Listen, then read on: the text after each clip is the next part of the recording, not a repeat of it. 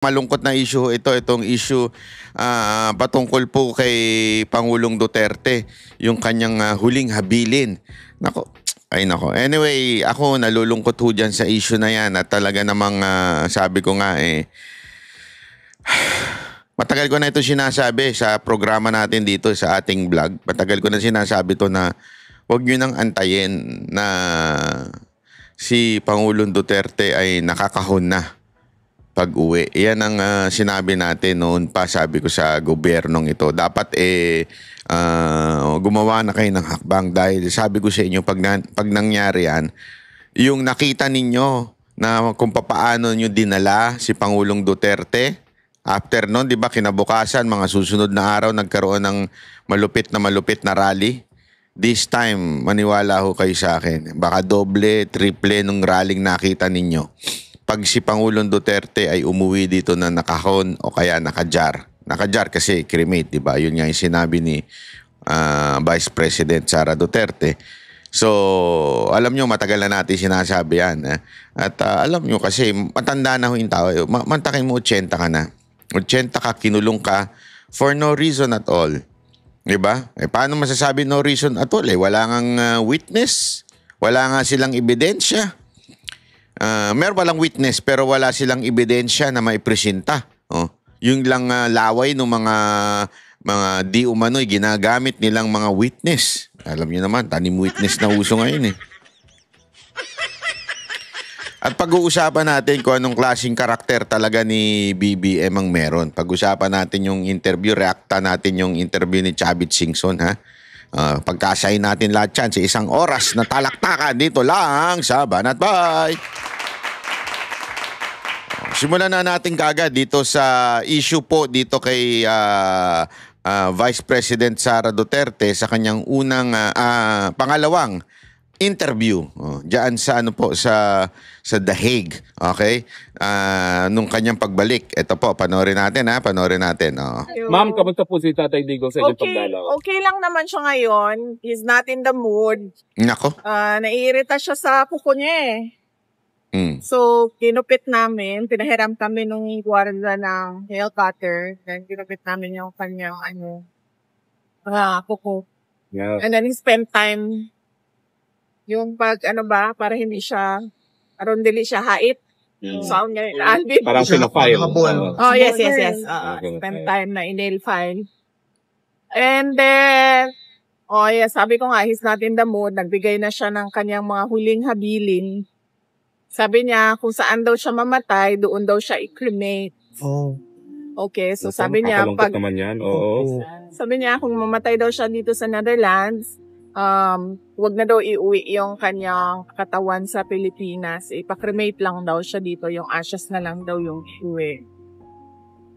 Yun yung kanyang, And then, sabi ko, i-discuss na lang natin sa susunod kasi hindi ako pro-cremation.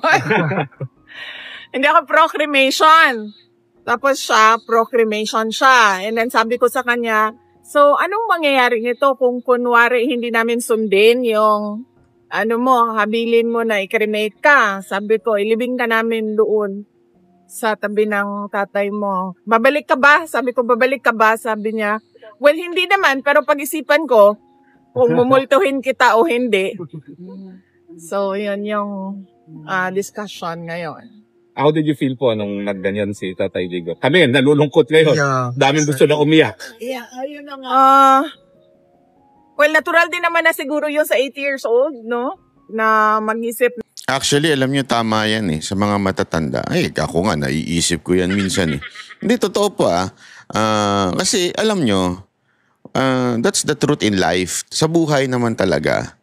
Akala kasi ng tao, forever ka dito sa mundo na ito. Hindi. Talagang darating at darating ang panahon that you would face your creator. Darating at darating ang panahon na ikaw po ay isang mailalagay sa kahon o kaya sa jar, di ba? Kahon yung ang tawag doon. Taul or sa jar dahil nga sa cremate, di ba? Alam nyo, yan ay katotohanan na minsan sinusubukan nating iwasan. Pero sa totoo lang, hindi natin yan kayang iwasan. Kahit anong galing ng siyensya, kahit anong galing ng mga doktor, hindi mo maiiwasan ang kamatayan. At yan ay pumapasok sa utak ng tao, lalong-lalo na pag siya ay matanda na. Kaya nga, alam nyo, ang papatay sa tao ay hindi yung sakit niya. Ang papatay sa tao ay ang overthinking. Yun ang bakit to? Kasi it will create into a stress, and we all know that stress is a big factor in sicknesses. Diba? Cause yan ng cancer, yung stress. Yan ang talagang papatay sa tao. Kaya alam nyo, yan ang isang bagay ang ako mismo ay kinakatakot or iniisip natin na sana si Pangulong Duterte ay hindi maganyan. Kasi siyempre kung ikaw ay nakakulong, ikaw ay mag-isa, wala kang kasama. Di ba? Kung ano-anong papasok sa utak mo. Alam mo naman ang demonyo. Hindi totoo. Ang demonyo kasi ano yan eh. Sabi nga, di ba, sa John 10:10, sabi ng Panginoon doon, I came to so that you might have life and have it abundantly. Yan ang sabi ng John 10:10. Pero yung John 10:11, hindi yun madalas kino-quote. But the enemy, they came to steal, kill, and destroy. Yan ang ano nila, ang kanila. Hindi ho yan tumitigil. Ang demonyo, hindi ho tumitigil, kabubulong sa'yo. Kasi yung action mo, it's your responsibility. The only way for you to act is yung mindset mo, yung utak mo. So diyan pumapasok ang demonyo at nagbubulong ng kung ano-ano sa'yo. Kaya ka ngayon, lalo na pag matanda, marami dyan matatanda, it's either nagiging grumpier or yung mainitin ng ulo. Tapos kung hindi naman mainitin ng ulo, lagi na lang balisa, ang daming wino-worry. Kasi nga, bubulong ang demonyo. Mamatay ka na, mamatay ka na. Hindi totoo, walang biro ito ha. Paano na yung ganito mo? Paano na yung ganyan? Ang dami yung bubulong sa'yo. Hanggang yung utak mo, syempre dahil sa sobrang stress na, yun ang ngayon lalabas sa katawan mo. Manghihina ka na. Pag nalungkot ka, hindi ka na makakain. Ganun eh. Ganun. So, how much more si Pangulong Duterte? Di ba? Kaya nga, yan yung sinasabing the battle is in the minds. Kaya nga, di ba, meron din sa scripture na do not conform to the pattern of this world, but through the renewing of your mind. Ibig sabihin nun, kailangan yung utak mo, pumapasok din ang positive. Ang positive na, halimbawa, ang scripture, di ba? At at the same time, yung mga inspiring books. O kaya, maganda niyan, through your friends or your family. In this particular instance, yung family niya. Hindi naman 24 hours na nakabantay yung family para magkwento sa'yo, para mag-encourage sa'yo. Di ba? So talagang may tendency kang malungkot at ma-stress out sa loob dyan. That would cause stress, that would cause overthinking. And ito na nga. Naiisip ngayon, di ba? Kaya nga sabi ni VP Sara Duterte, wala sa mood aside from doon sa naiirita daw siya sa kuko, there are a lot of things, di ba? Na mawala ka sa mood. Wala pa yung mga mahal mo sa buhay, di ba? Ganun yan eh. Patong-patong na yan. And eventually, it will kill you. Yun ang sad truth dyan sa bagay na yan. Sa pagkakulong ni Pangulong Duterte. And I don't think our government does not know this. I'm pretty sure kung sino man ang nagplano nitong makademonyong ginawa nila kay Pangulong Duterte, they know na pag dadala si Pangulong Duterte doon, makukulong mag-iisa, mabubulok doon. Baka nga nasa isip niya, no? Doon na siya mamatay. Doon na siya. Masyado na yung harm. Alam mo kasi, hindi ko na lang papangalanan na. Pero obvious naman. Meron kasi si Pangulong Duterte, ilang beses pumunta daw sa Malacanang tong tao na ito. At ilang beses tinanggihan pagdating sa posisyon. At nung mga nakaraang ay binanatan pa ni Pangulong Duterte. At itong tao na ito praning. Nasasaktan, madaling masaktan. Mahinang nila lang eh. At alam mo, mukhang mabait lang yan. Pero naghanap siya ng opportunity na gumante. Always remember that. Sabi nga nila, hurt people. Ano ibig sabihin nun? Diba? Ang taong nasaktan ay mananakit ng tao sa Tagalog. Pero sa English, hurt people. Mananakit ng tao din. So siguro dahil nasaktan siya sa mga birada ni Pangulong Duterte, ang ginawa niya, gumanti siya by sending PRRD in The Hague. Ganong katindi. At wala siya na siyang pakialam, wala na siyang awa kung ano mangyari kay Pangulong Duterte. Ito na nga po ang sinasabi ni VP Sara Duterte. Ganon. So, and mabuti na rin yun na alam nating lahat kung ano yung kanyang last wishes para magagawa yon kapag nangyari na. Are you prepared for that, Vice President?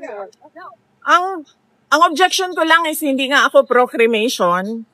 So, ang takot ko lang din is baka multuhin niya ako pag hindi sinunod yung kanyang habilin na magpa-cremate siya. So, yan. Ma'am, once again, you've proven you're a woman of steel kasi yung dalawa mong kapatid na lalaki, very emotional pag nagaganyan na si Tatay Digong. Where do you get the strength? Well, galing din siguro kay PRD.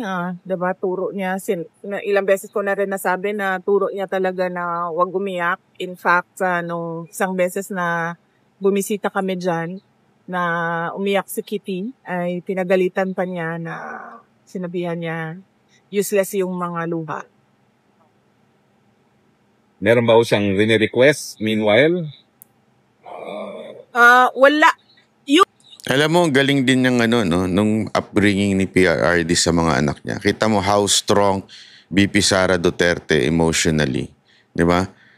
Kung ako ito si VP Sara, hindi, isipin nyo ito mga kababayan. Kung ako ito si VP Sara Duterte, siguro madidepress ako na. I mean, kaliwat kanan ang bati ko sa'yo kahit wala ka namang ginagawang masama. Tatawagin kang corrupt dahil sa confidential fund na matagal namang meron na niyan. At sinabi pa ng COA na walang problema dun sa confidential funds. Di ba? And yet, accuse sila ng kung ano-ano. Impeachment, kaso, kaliwat kanan. Grabe ho eh. Grabe yung mag-usig tong lintik na gobyerno to. Napaka-demonyo nitong gobyerno to. Ito yung tinatawag na gobyernong hipokrito. Parang si Ontiveros. Namaya, papaliwanag ko sa inyo kung bakit napaka-hipokrito ng tong walang yan to. Napaka-hipokrito nito ni Ontiveros eh. Parang itong gobyerno to, sama-sama sila. At alam nyo, kung mahina kanila lang, katulad nito ni VP Sara Duterte, alam naman natin, we all know this, diba? Sabi nga nila, ang babae, okay yan, mapagmahal yan, maalaga yan, sa relationship siya yung ganon, diba? Pero, ang isang masasabi natin sa kanila ay yung emotional. They are really emotional, ang mga babae. And yet, upbringing nito ni VP Sara Duterte dahil nga kay Pangulong Duterte ay napaka-strong. Mantakin mo pinagalitan pa daw si Kitty nung umiyak doon sa ICC. Kung ako yung anak talaga, iiyak ako eh. Gets niyo yun? Ako, lalaki ako eh. Siguro naman kahit kayo lalaki, di ba? May iiyak kayo pag makita nyo yung ama nyo matanda na 80, ikinulong ng walang dahilan tapos ang daming ginawang maganda sa Pilipinas. Di ba kayo iiyak nun? Di ba iiyak kayo? Yeah? Pero anong sabi ni Pangulong Duterte? Wala magagawa yung iyak mo, tumahimik ka. Alam mo yun? Sabi ko nga, pwedeng masabi nating yun eh.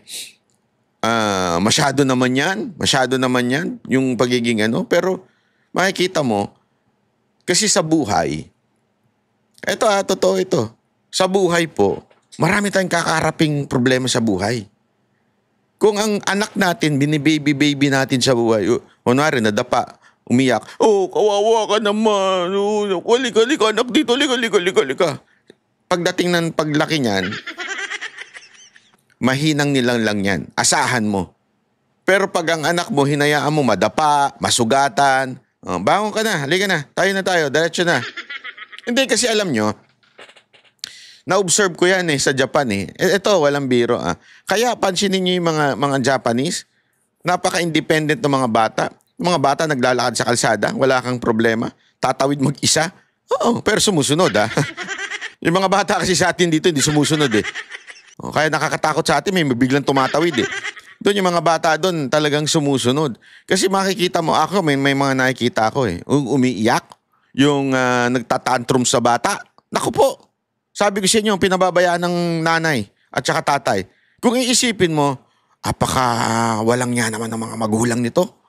Talagang naano kaya nung nagpunta ako sa Osaka, sa park, umiiyak siya. Yung bata, iyak ng iyak. Anong ginawa nung nanay tatay? Umalis. Iniwan siya.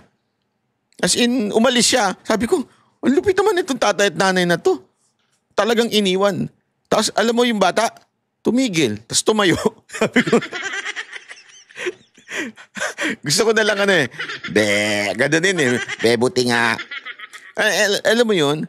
Kasi parang may hinihingi yung bata. Okay? Parang merong gusto siya dahil may mga, may mga animals. Parang zoo yung pinuntahan namin na yun Basta may gusto siyang gawin. Ganon Ganon magpalaki si Pangulong Duterte. Kaya no wonder ay mga anak niya strong. Di ba? Hindi katulad nung nakaupo siya Malacanang.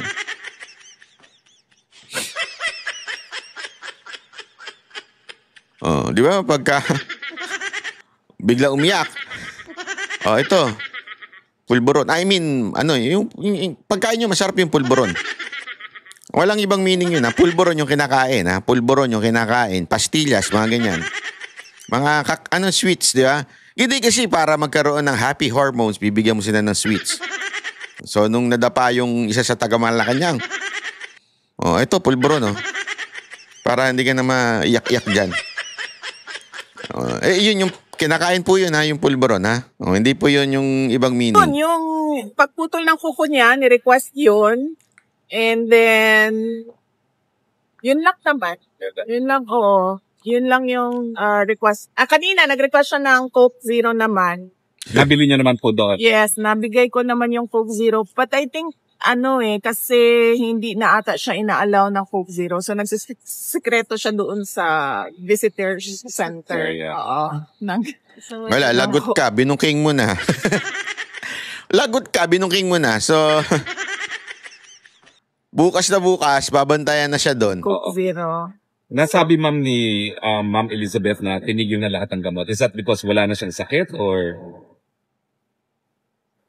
Hindi ko alam kung anong ni Mama. Hindi ko alam kung anong napag-usapan nila ng mother ko.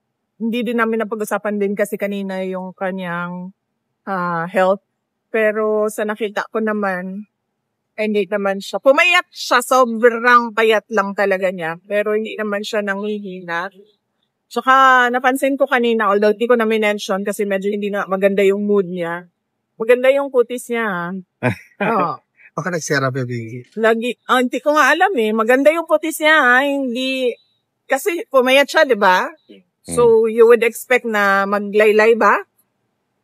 Hindi tight yung firm. Para siyang nag-ultera firm yung tight yung kanyang dito tsaka firm. Ma'am, yung picture hindi na yun ganun siya Hindi na.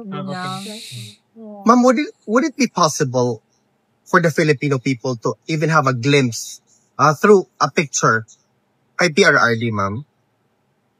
We will ask the lawyers if that is even allowed. And then, we'll ask them to take a photo kung i-allow. Sa politika po, wala kayo napag-usapan sa politika? Wala naman. Nabanggit ko lang sa kanya na Chairman Noor Miswari is sick. He's in Davao City, si Chairman Noor. And then, sabi niya na ipaabot daw sa kanya yung well wishes niya. And nag-usap din kami kasi kailangan ko tawagan yung anak ni Chairman Noor Miswari. And then, yun lang ang na-discuss namin. And one other, the Bowenyo na namatay, binanggit din, diniscuss namin. And then of course, yung father ni Mans, friend kasi ni, PRD, Duniscas din na. Well, kailan po ang susunod yung bisita kay Tatay Digong? Tomorrow, may bisita kami. Nakalimutan ko lang yung oras. Let me check. Kasi today is 1:30 to 3, no? Bukas is...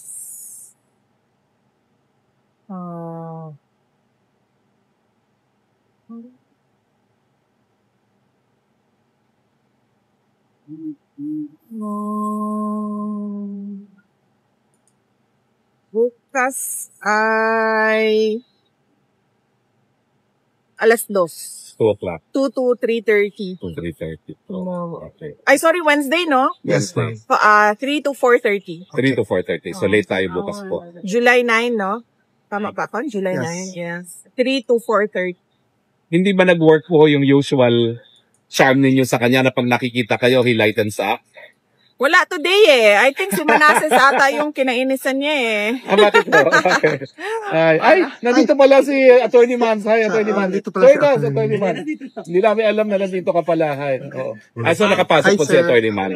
Kami yung partners today. Kaya nga, I was going to ask nasan si Ma'am Elizabeth. Wala. Si Manasseh na yun. So, I think si Manasseh yung... Oo. Can I ask a question Oh, on a yeah. different matter?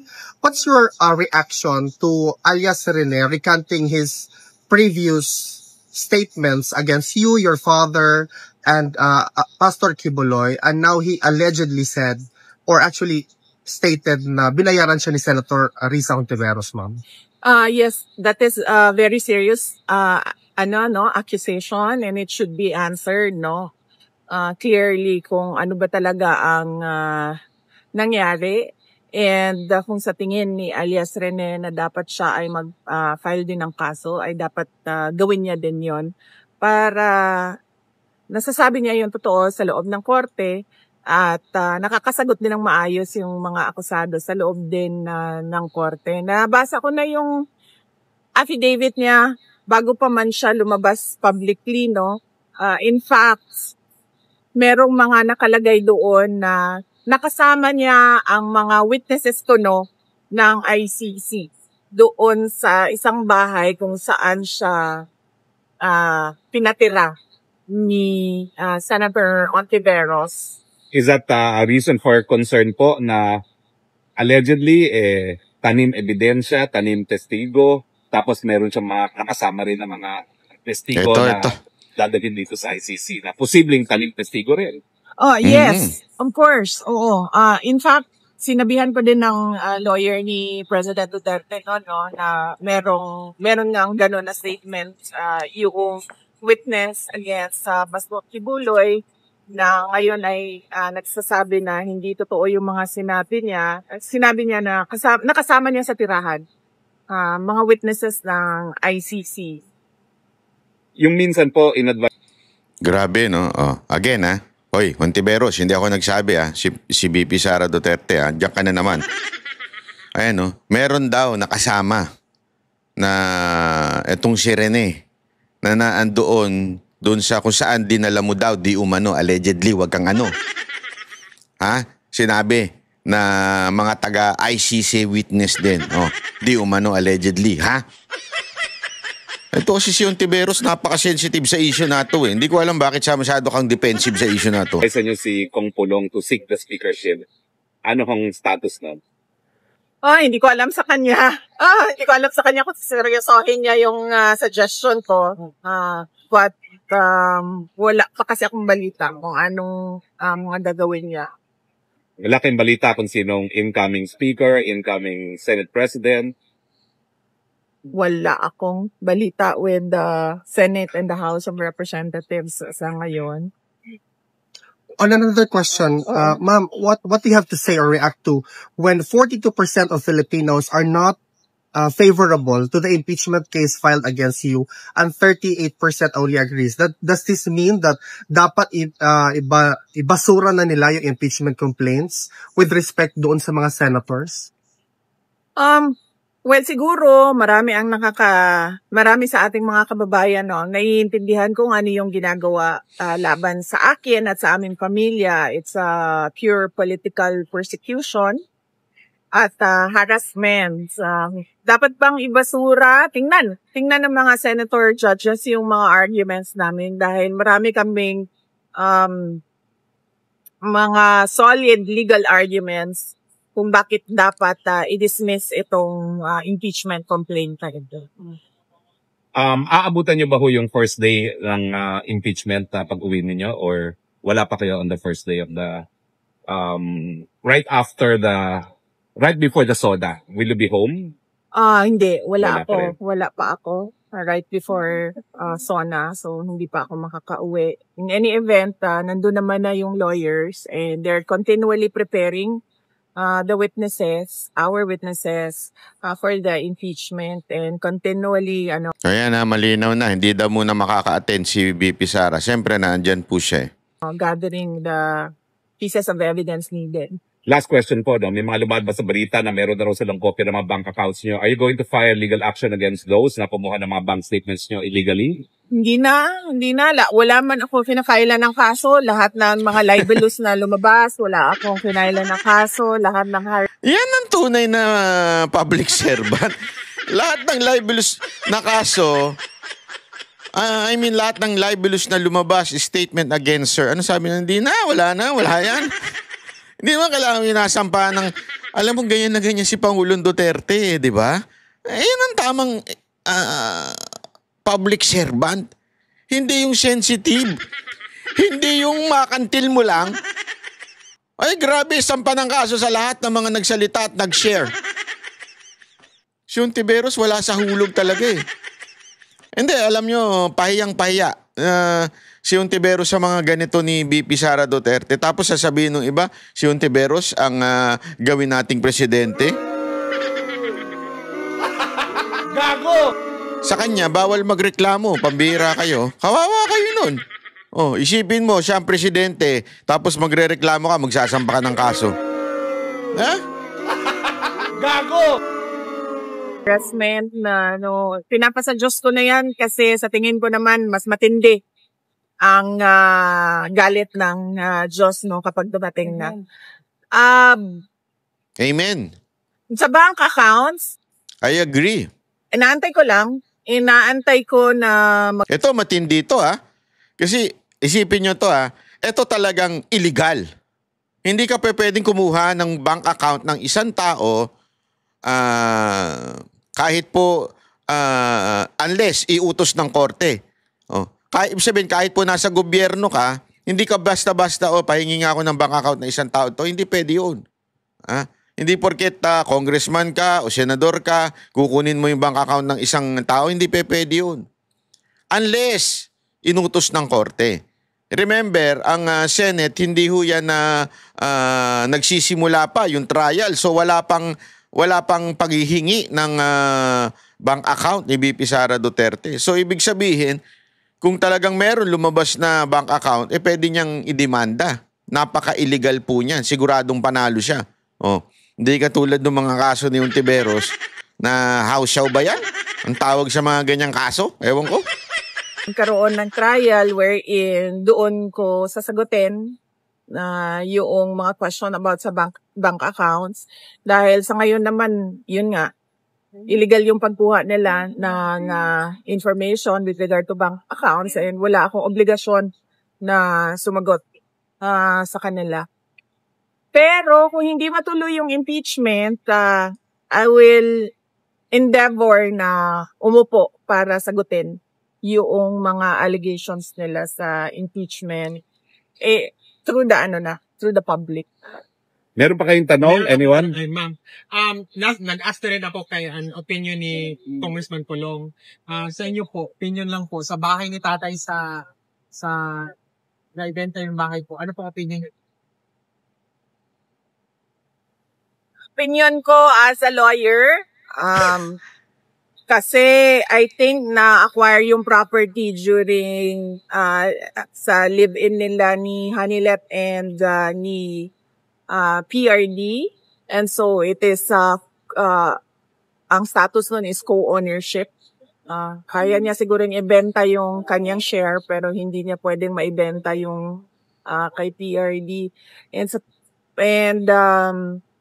depende na rin yon sa mapapag-usapan nila, dalawa, ni Hanilet at ni President Duterte kung anong gagawin nila sa bahay.